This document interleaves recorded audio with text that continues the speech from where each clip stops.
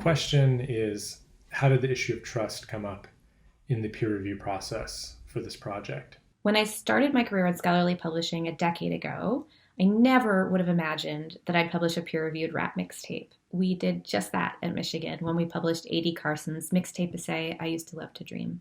The more difficult thing that I found in going into submitting I Used to Love to Dream to the University of Michigan Press was how I was going to have that relationship with the folks who were going to be evaluating this project. From the first time I listened to his dissertation, I was impressed by what he has to say, and just as importantly, how he says it. So I had to trust that the people working in the Tracking Pop series at the University of Michigan Press and that the peer reviewers would be able to hear that as well. I decided that the best place to start was to ask A.D. and Loren Kajikawa, who's the series editor that I was working with on this project, what kinds of questions they'd like to see answered as part of the peer review process.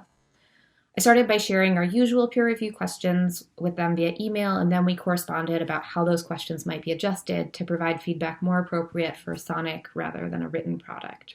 And I think that was made better through my conversations with Sara and Loren and thinking about what the peer review process would be, who it would benefit, and what it would speak to, so that when we asked the questions to the reviewers, we were asking questions that would actually make the project better rather than just being able to say that it was a peer-reviewed rap album. And I think both peer reviewers did a good job of noting that although hip-hop studies has in the past couple of decades grown into a really vibrant interdisciplinary field, A.D.'s work is finally giving us hip-hop as scholarship.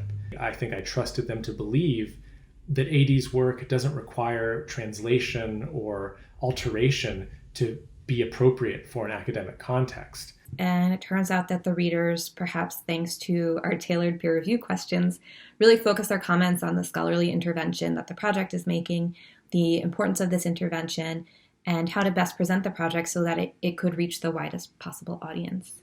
And I believe that the end product is the process of the trust that was created between us and the ways that the reviewers engaged with the project, and the end product is actually something that I feel really proud of because of that. And I believe that it benefited from going through that process.